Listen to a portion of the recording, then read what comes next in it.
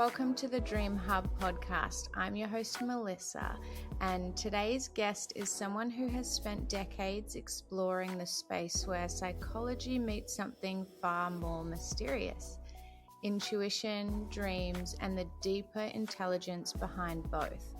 I'm joined by Marcia Emery, a pioneer in applied intuition, a trained social psychologist, and someone who didn't just study the mind. She followed it beyond the edges of what's traditionally accepted.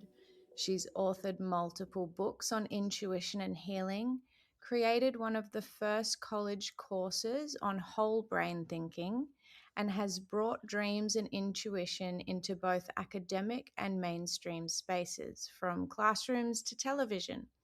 Now she's presenting at the International Association for the Study of Dreams conference, continuing her work at the intersection of science, intuition, and the dream world. And today we're going to explore what happens when you actually trust that inner voice and how dreams might be one of the clearest ways it speaks. Thank you, Marcia. Thank you so much for coming on. I'm very excited to hear everything you have to tell us about. And I want to thank you for having me here and for that lovely introduction. You're I'm welcome. so pleased. I'm so pleased to be here. Oh, great. So you started in traditional psychology, but your work moved into intuition and dreams. What was the moment or experience that made you realize there was something more going on? That happened a long time ago. And I will tell you when as we go on. Uh, and it's a moment that I will never forget. It's a set of experiences that culminated. And it started with my mother sending me a book. Now, you know, when a mother wants her daughter to have something. And she found this Sidney Omar's astrological book for Pisces. And I am a Pisces. So she thought this would be cute, to send this to her daughter. And at that time, I had nothing to do with astrology. Even I wasn't involved with dream work at all. So I said, okay, I take the book and I open it up. And it says at that particular time, make sure you record your dreams. Something most interesting is about to happen. So what comes into my mind is like, Simon says, do this. Mama says, the book says. I get a book and I just date it and I put it down. I say, okay, whatever comes up, comes up. So that's the beginning. And that night, I actually had a dream that I remembered. And in the dream, I put my foot on the brake of my car and it went right to the floor. The car rolled around and I got out unharmed. So I get out, up, and I say, oh my, I'm a psychologist. That's pretty negative to send to a psychologist. We're going to boom, with this accident. And it just puzzled me. And I did whatever I did was just slam the book, put it away in the drawer, and I forgot about it. Okay. Now, in my real life setting, I am a psychologist, as you said. I teach, I was teaching psychology to undergraduates and graduates. And so my love was teaching. And I had another love, which was also dance and music. And I went, when I say back and forth, between the two during the day, during the daytime hours. Um, I'm also at that time, it's 1971. I'm single. I live with Bonnie and Clyde, my two cats. And as I say, I'm in love with the psychology work that I'm doing and teaching and dance. So part of my life revolves around both of those, I won't say extremes, but both of those adventures in my life. Okay. So it's the next day, and it's Saturday. And I remember this clearly uh, because I was picking up Mike. He was one of my dancers, and we had a rehearsal, and it was Saturday morning. So I pick up Mike, and I'm driving, and he sits right next to me in the passenger seat. I didn't want to say this next word, but I'll say it. It used to be known as the death seat because we didn't have seat belts. So Mike is in that seat, and I'm driving along, and we come to a certain part in Washington, D.C., where there's just loads of traffic. And we stop for a moment, and all the cars in front of me, the people on the sidewalk, Saturday morning. I put my foot on the brake and it goes right to the floor. I said, Mike, I put my foot on the brake and it goes to the floor. He said, pull up the emergency. I said, that's not working either. I had a split second to do something very uncharacteristic. I said, what'll I do? That was uncharacteristic. What'll I do? And I heard a voice, and the voice said, make a quick right. So I quickly made a right, and I got between a clothing store, two clothing stores. My car smashes, practically destroyed, and when I come to Mike in that proverbial DC, not a scratch on him, and Marcia has a bruise on her knee. Well, I look at him, he looks at me, and we're happy to be alive at that moment. So I thought, okay, what next can I possibly drive the car? So I didn't want to tell my mother that I had an accident. She lives outside of Philadelphia, Pennsylvania, and I'm in Washington, D.C., and I didn't want to worry her about the accident. So I managed to get the crumpled car home, Mike also, and I walk into my house, and the first thing I hear is the phone ringing. And I pick up the phone, and it's my mother. And she says, how's your car? Now she is 500 miles away, and she is saying to me, how is your car? So I said, Mom, what kind of thing is that to say? You don't ask how I am, how is Bonnie, how is Clyde, how is your car? And the poor woman started crying. And she said, I don't know why I said that. She heard that I was upset. She said, please forgive me. I don't know why I said that. I said, Mom, it's okay. You know, I was just in a major accident, but don't worry. I'm okay. I'm talking to you. And somehow you picked that up. I heard a voice, and my mother is saying, how is your car? Oh my God, I had that dream about putting my foot on the brake. I didn't understand any of this to put this whole thing together. It took me quite a while.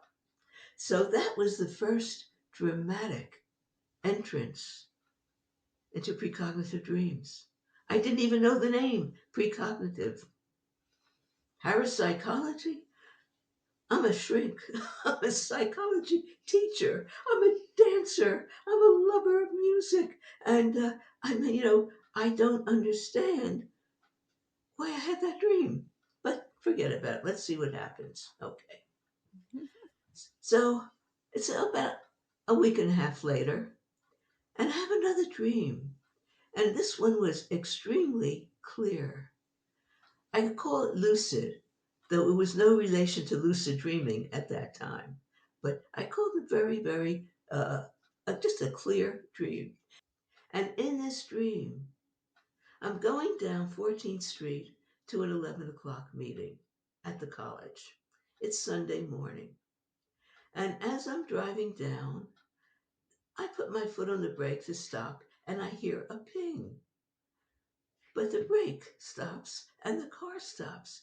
And I don't know what's happening. Well, I happened to look up and see a policeman coming along. And that was handy because right above me on the street was a sign that said no parking here.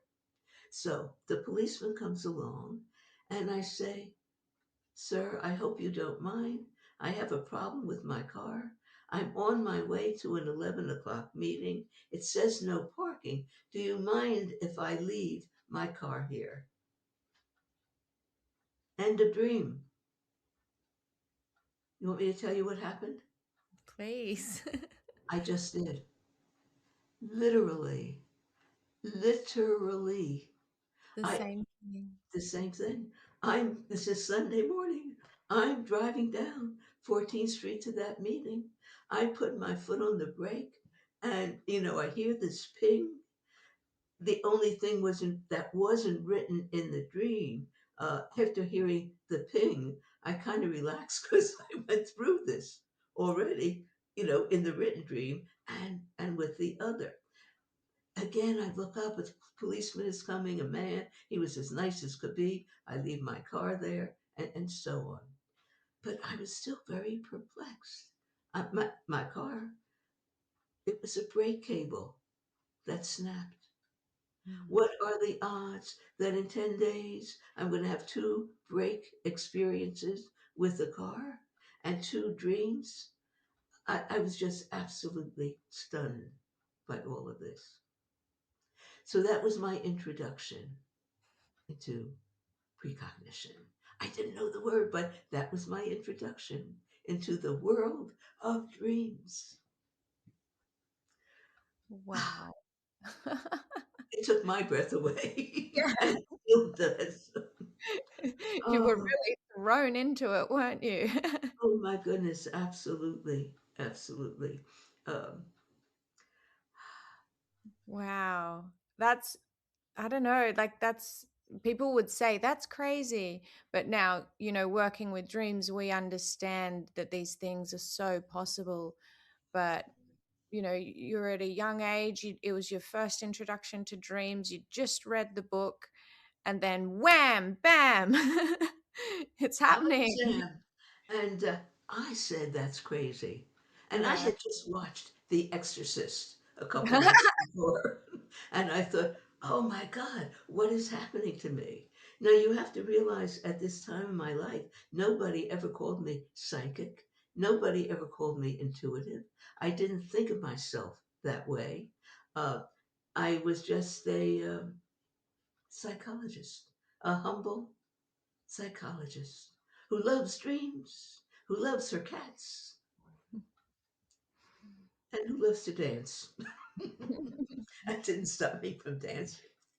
Right. Okay. Wow, that's a great story. Thank you so much for sharing that. And now, one of the reasons that I got you on this podcast was because we want to hear about your presentation that you'll be doing at IASD. Would you like to share what the central idea is that you're bringing to the stage and why it matters right now? Yes, it's all under the banner of precognition, precognitive dreams, uh, which I've said it twice. I don't want to say it again, but obviously I was not informed about precognition at that time. And through the years, it took me 10 years to find that word in a book. And I found it in Edgar Mitchell, the astronaut. I Mhm. found it in his book, Psi Explorations. And I'm not even living in Washington anymore, but I'll come back to that. Uh, and I was absolutely stunned reading this book to realize, my goodness, that's exactly what has been happening to me. So, what I have discovered about these precognitive dreams, they're extraordinary. absolutely extraordinary. And they take us into the realm of unlimited possibilities beyond time and space. So over these 10, 11 years, I'm having incredible experiences that I don't know where they came from. People I didn't know, people I'm meeting, new situations beyond time and space. And the beautiful thing about the precognition is, it's two parts going beyond, because the information that is coming, uh, it gives us premonitions, warnings, and it also gives us possibilities, the possibilities of things about to happen that may or may not come true, as we said. So it's the promise. We want the promise, we want the positive, but we also get, what do we get? We get those premonitions. And my dream was obvious, those two dreams were obviously warnings, negative warnings about things coming up.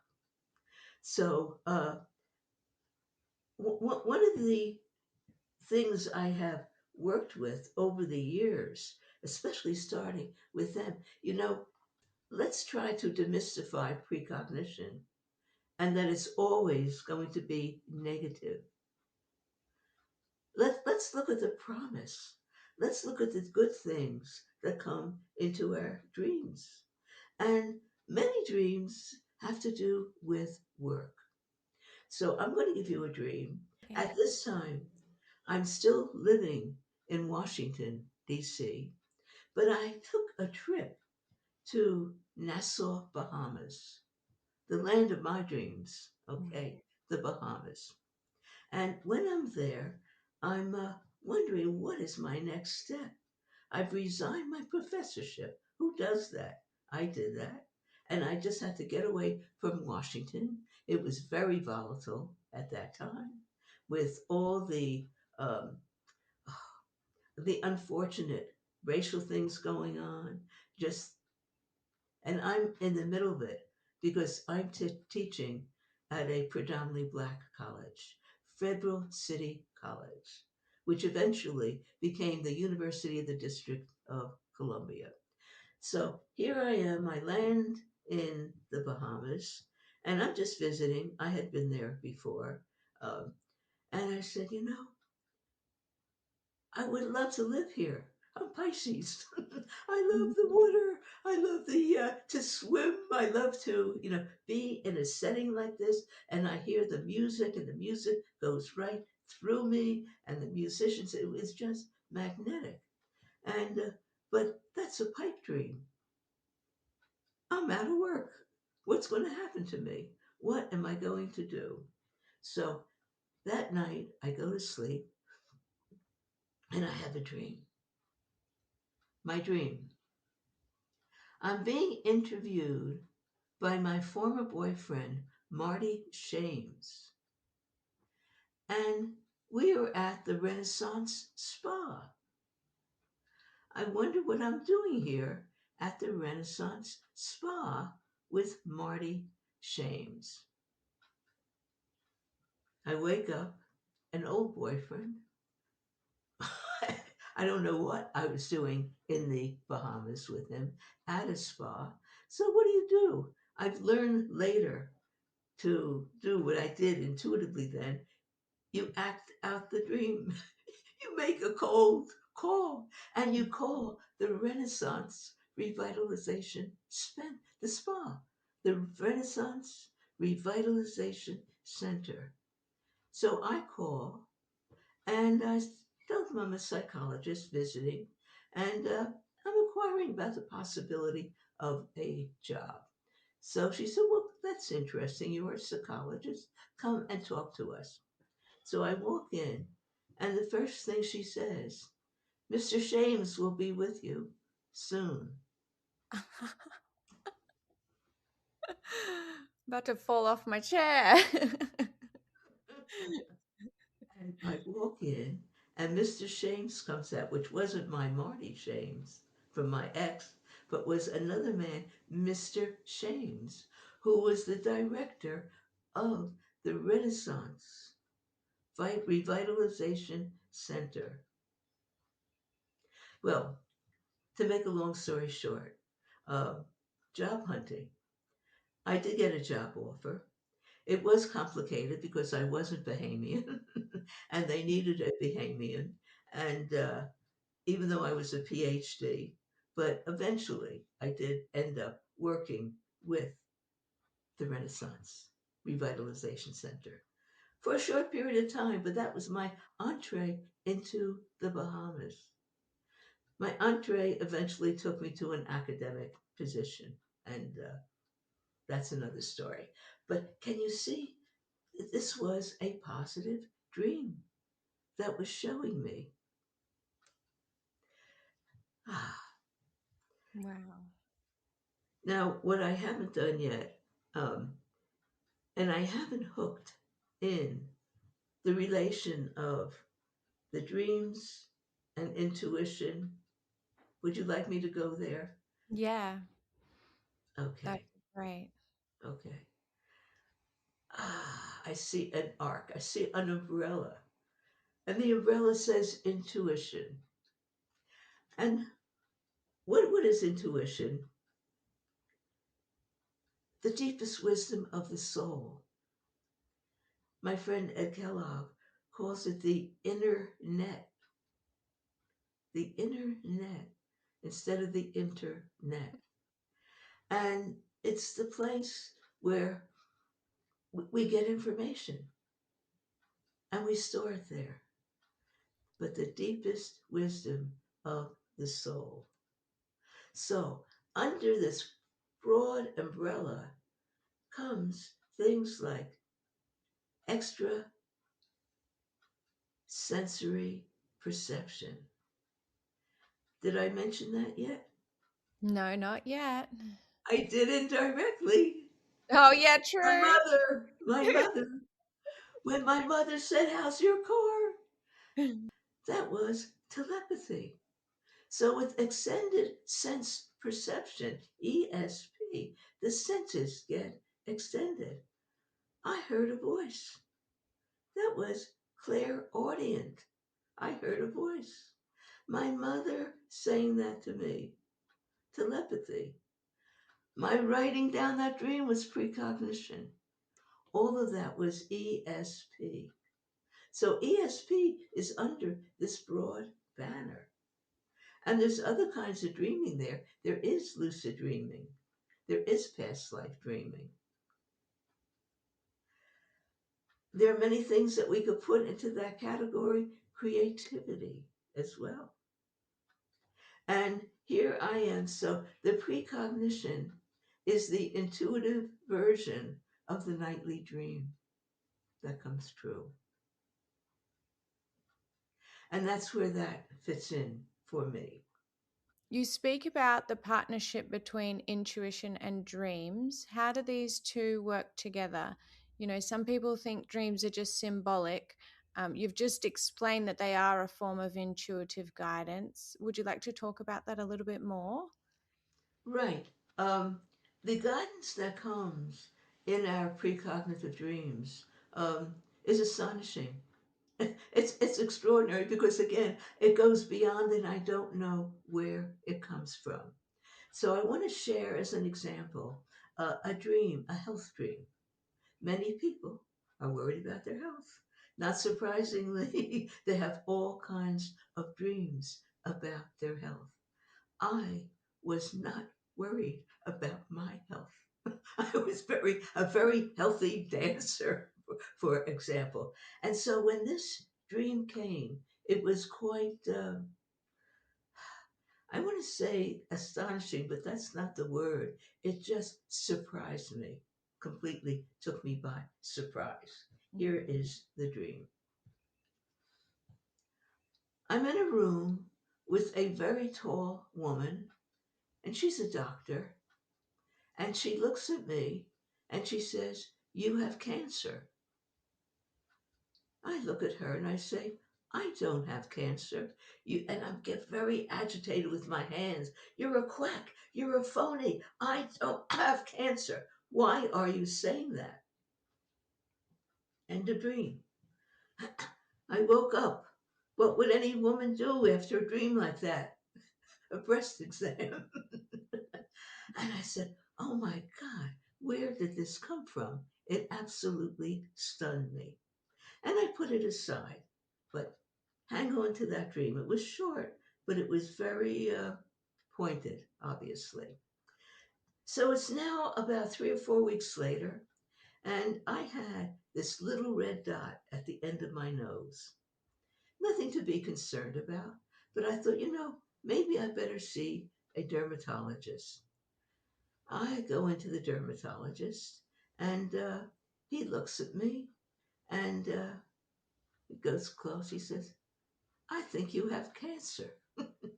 Now, the dermatologist was a short male. This was dream reversal. The tall female became a short male, telling me, you have cancer. You have cancer. He's looking at me. And he says, let me examine that. Lie down. So I lie down on the table. Next thing I know, blood is splurting all over the place. I said, what's happening? What's happening? He said, I had to take a biopsy. I said, you didn't ask me. I'm a public speaker. I don't want my nose exposed to advantages when I'm speaking, but I was stunned, absolutely stunned. So I collect myself, and he said, well, I am sure I need to examine you further to to give you that biopsy. So I said, how much is it going to cost? He said, $10,000. Now, in addition to being Pisces, I have Taurus rising, and my Taurus rising doesn't like to hear something like that. And I said, what? $10,000? And I got very calm. And you know what happened? I remembered the dream. You're a phony. And because remembered the dream and telling a doctor you're a phony, I said, thanks, but no thanks. And I walked out of that office and never went back again. But what I did find out about this man, he was in trouble. He was liability for so many people, for false claims and false explorations that he was doing. And look how that dream so vividly alerted me and gave me the courage. You have to have the courage to follow through on something like that. And and you have to be sensible about it. I did go and have checks with other dermatologists, and there was nothing wrong with me. So that's was another precognitive dream that just That's amazing.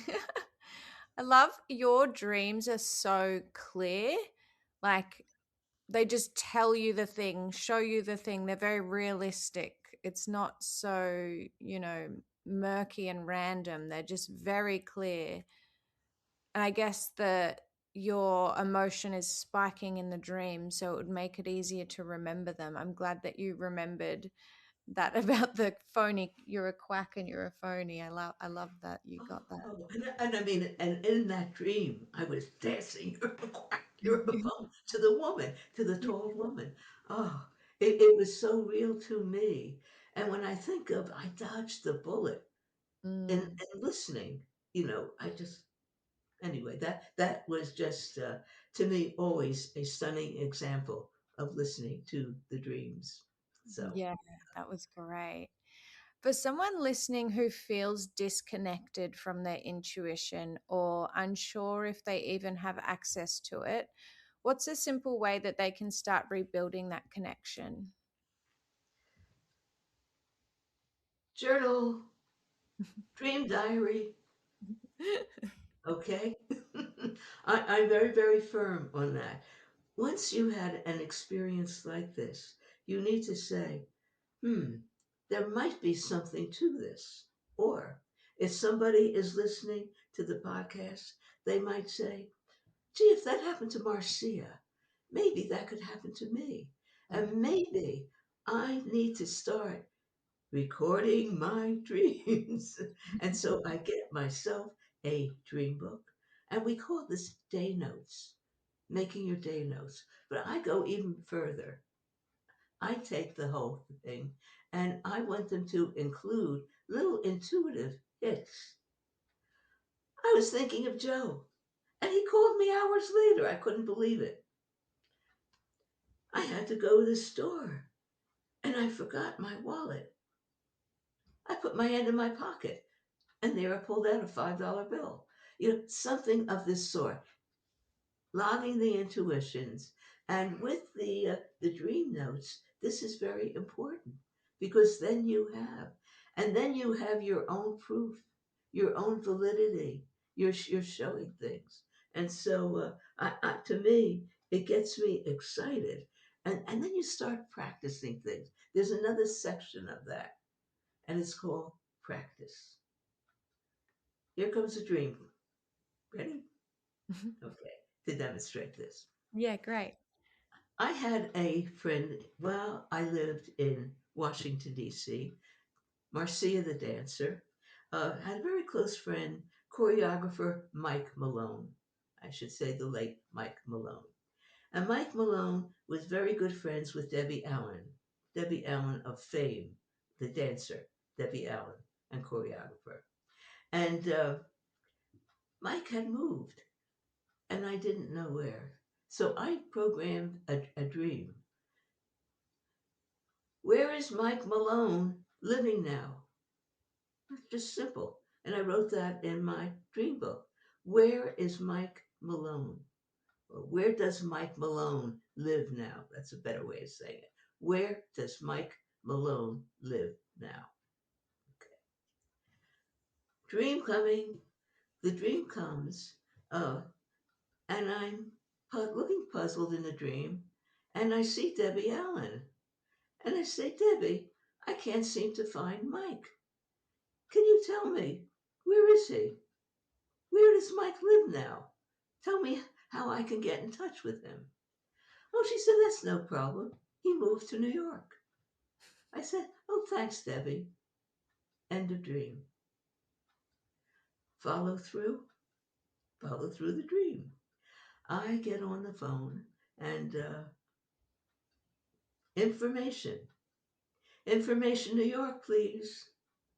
I'm trying to find a Mike Malone who I understand lives on the West End of New York.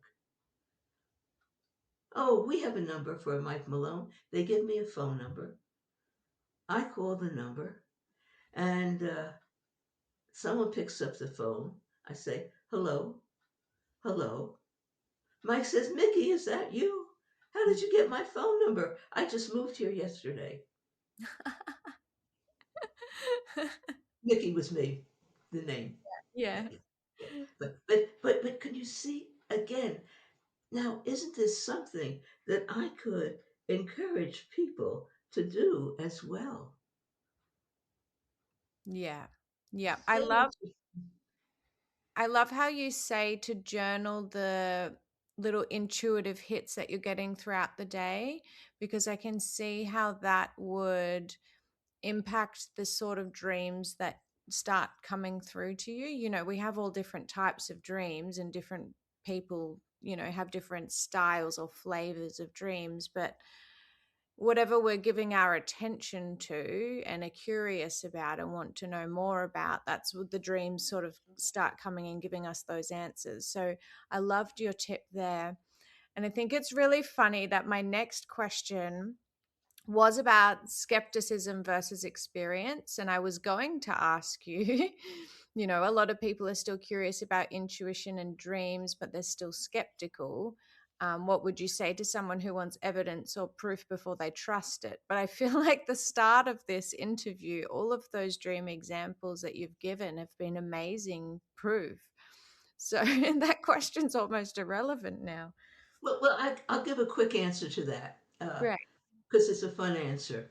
Um, are you aware of the Amway Corporation, No. Amway Products. It's a big corporation in the United States. I don't think it's operating anymore, but I had the opportunity to talk to Rich DeVos, who, with his partner, formed this incredible, I don't even know what to call it, an organization. They did everything Amway.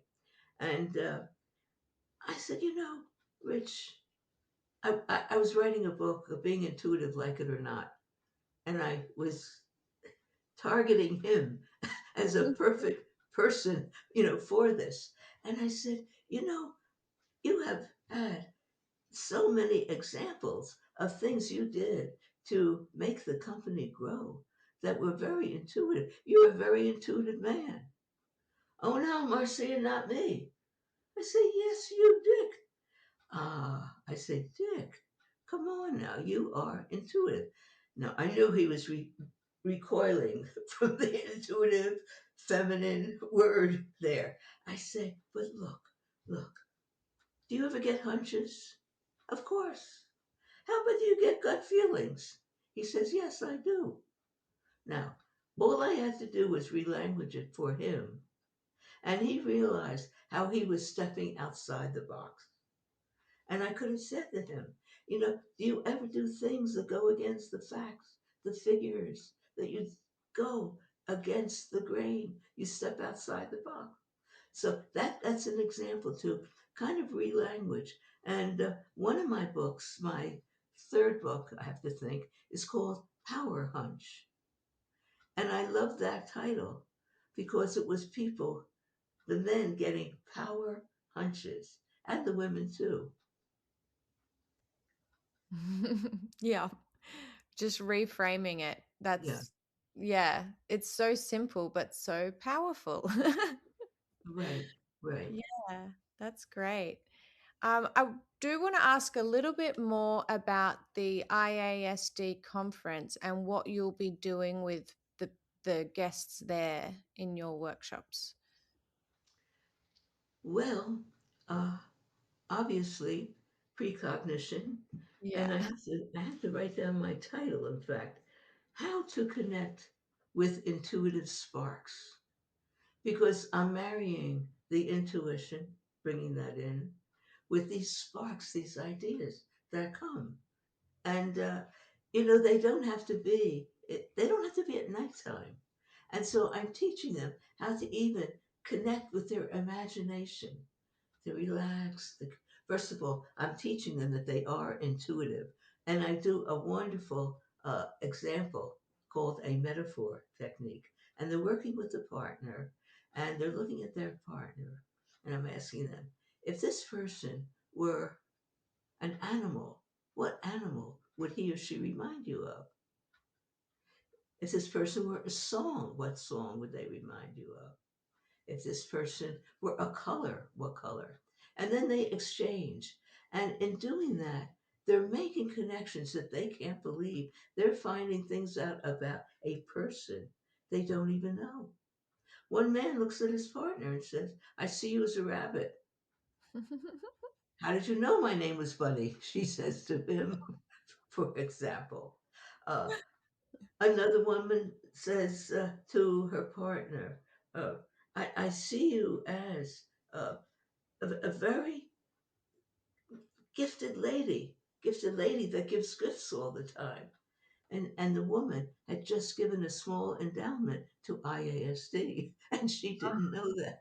So all these connections are going. So as all these connections are going, they're really believing that they do.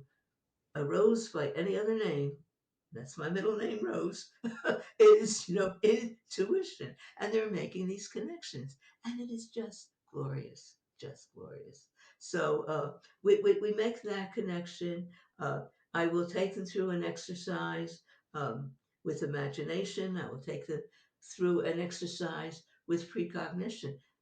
Maybe finding an article in a local newspaper, or maybe finding where a friend is going to be calling them at 5 o'clock. 2 days from now, something that they don't know and that they will get an impression of and write down. Um, and we're working with things like that in the, and of course, there's going to be an exchange of precognitive dreams. I might share one about health, and I'll let them put one from the jar, a topic. Oh, health. You tell that one, and I'll let them tell. So I like to bring about the sharing. I'm doing this differently than I've done before. It's almost like we're in a circle. I'm not worried about PowerPoints, and we're exchanging. This is the nuts and bolts of it. So, yeah. Mm. That sounds like something that really shouldn't be missed. Some really great activities there. And I love how it's, showing people that they have this ability and just, shocking them with their own instincts and intuition. That sounds really fun. After everything that you've explored, you've done psychology, intuition, and dreams. What do you believe dreams are ultimately trying to do for us? Give us a safety net. Teach us how to go without fear. Mm. Teach us how to go without judgment. Teach us how to leave what I call the intuitive offenders, the wishful thinking, to stand in neutral and get your information from a credible source, your dreams. Neutral, no wishful thinking, no projection, no fear, no fear. Mm. And to go forward. And our dreams can be big, they could be small. Um, I had an example of a big dream that led me to my whole career to what I'm doing. I don't know if we have time for that, but it's up to you. Yeah, I would love to hear it. We can finish off with that. And then I want to end with a little, just a one liner was just unbelievable. Yeah, Okay. great. Okay. Um, that this is, you were asking me earlier what led me to where I am today. And it was a number of things, and especially in and with dreams. Okay. I had a dream about Carl Sloan. And in the dream, Carl Sloan and I were very intimate and loving. We walked along a beach. We were having a good old time, just sharing with each other, talking about experiences. And it was just the affection between us was strong. And of course, the setting, walking along a beach, was memorable. End of dream. Okay. I wake up. I haven't seen Carl Sloan for 27 years. What was this about? Am I going to meet him again? Now, dreams and the main character, we often have to wonder, are they a metaphor?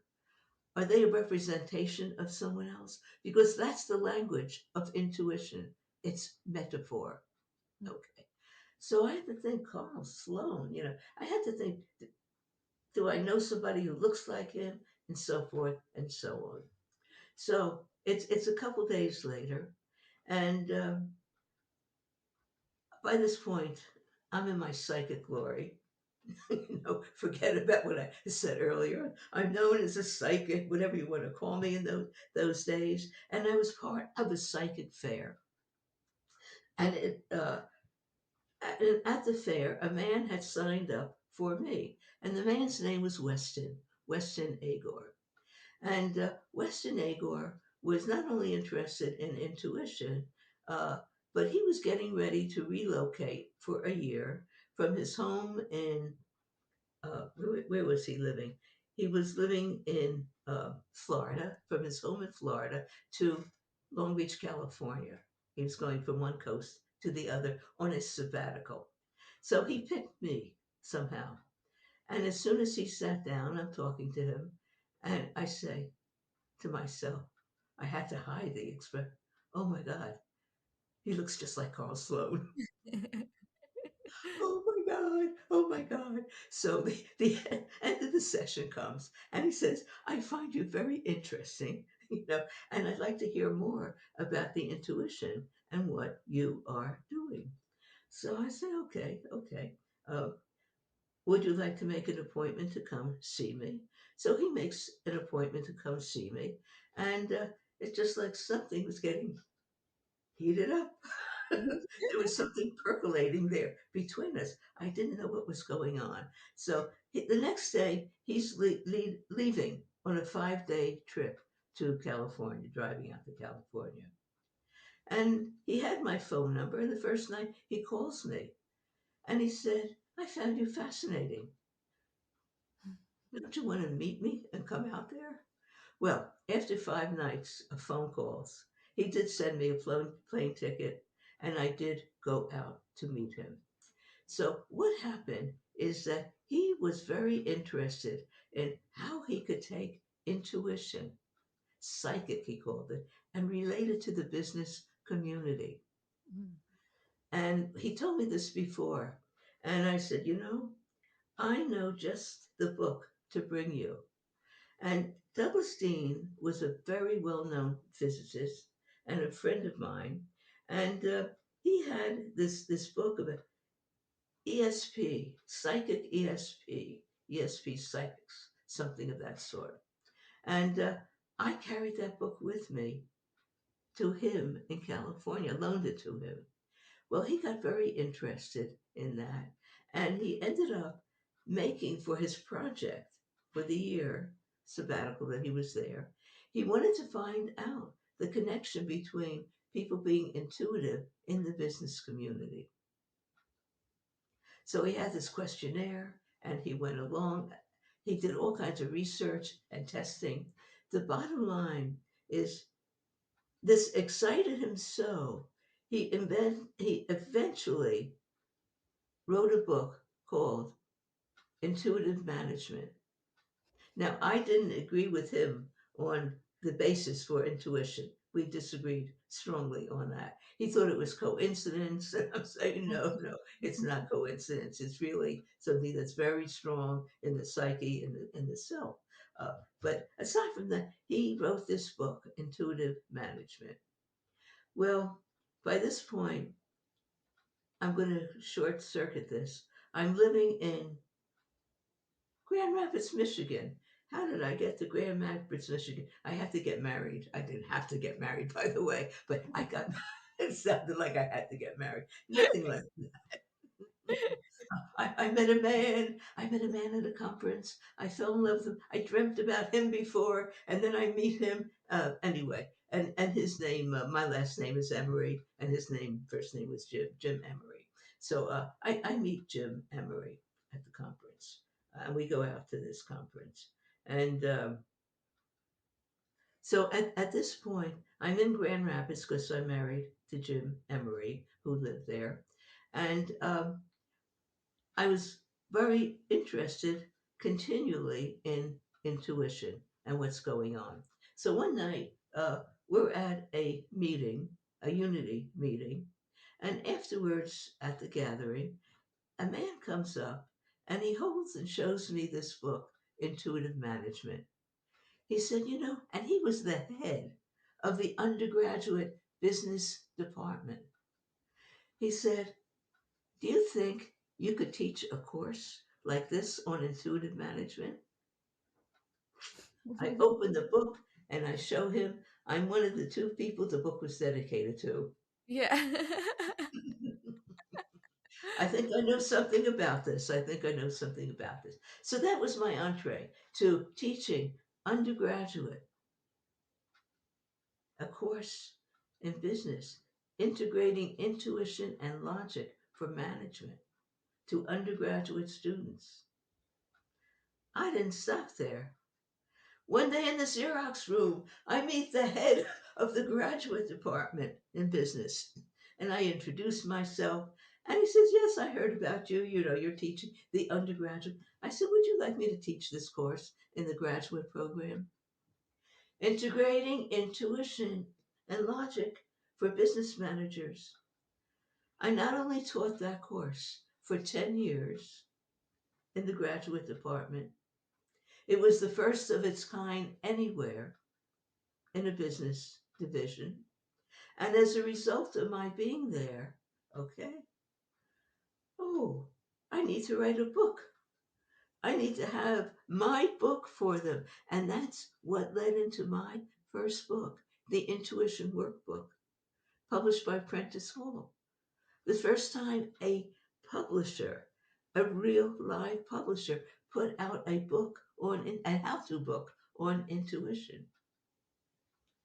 And then I went to the intuitive healer book, and then I already mentioned Power Hunch. But all of this going on, but look with my connection with Weston, look with that dream. It started with Carl Sloan to Weston to this and that to romance. And we did have a romance. We did, we didn't. And, that was in and out. Obviously, had to be out because then I married Jim. That Jim was in and Weston was out to his dismay.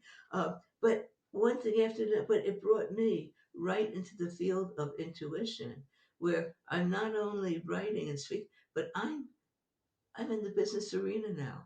I'm giving workshops to General Motors, to Amway, to the top people.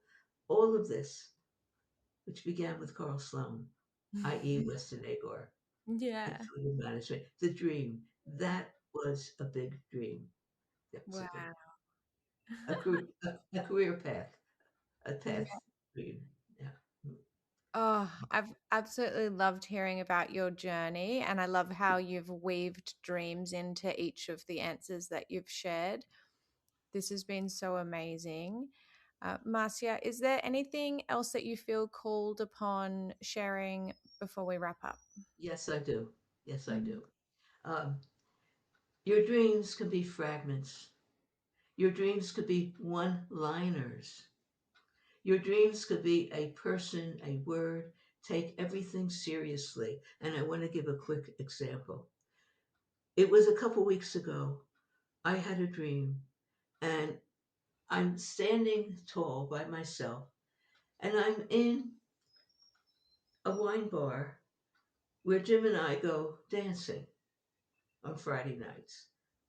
But I'm dancing by myself, and there's my friend Ed standing in the corner, just looking at me, and I'm dancing and I'm feeling good. And where's Jim? He was nowhere to be seen. He wasn't around. So I said, I have to get up and dance by myself. And I'm up and I'm standing up and I'm dancing. And a couple came over to me, two people. They were dancing. They wanted me to dance with them. And and I wasn't going to do it, but I had the dream. So they invited me, and if to dance with them doesn't mean we were holding on, but we're just moving together. We're moving together, and I felt so good, and it was just me by myself. Now Ed's standing there. He's always saying, "You've got to act out your dreams," and that's why I act and said that to the couple. So what happened after that? I'm feeling good. Time came to go. And I'm walking over to say goodnight to someone. And there was this woman, and people there enjoy watching me dance. I'm not bragging, but I'm a dancer, and they enjoy my movements. And this woman grabbed me. She was just so beautiful and hugged me. She said, "Marcia, I love you so much. I'm so happy you're here." Someone sitting at the table right there says, "I love you too." A couple of other, this is real life. A couple other people started saying that. And I'm smiling and I'm waving and I'm saying goodbye. I go out the door. Jim is by this time with me. We're walking toward the car. Do you know what I saw? A double rainbow. I walked into this double rainbow at the culmination of this experience that just started with this one line dream. So, calling all dreamers, everything is important. Everything. It could be a daydream. It could be a night dream. It could be an intuitive something that flows at you. Everything is important. Mm, that's so beautiful. Thank you for sharing that. This whole conversation has been a reminder that there's a layer of intelligence within us that doesn't shout, it nudges, it whispers, and often it shows up in our dreams. So, if you're listening and this sparked something in you or made you look at your dreams a little differently, then you're already closer to that connection than you think. A huge thank you to Marcia Emery for sharing her work and insights. And if you want to dive deeper, you can catch her presentation at the International Association for the Study of Dreams conference. And I will put her links in the show notes as well. So you can go and have a look at her books and everything else she's been giving, or, book a session with her. And as always tonight, pay attention to what shows up when you sleep. It might just be saying exactly what you need to hear. Thank you so much, Marcia. Thank you. Thank you very much.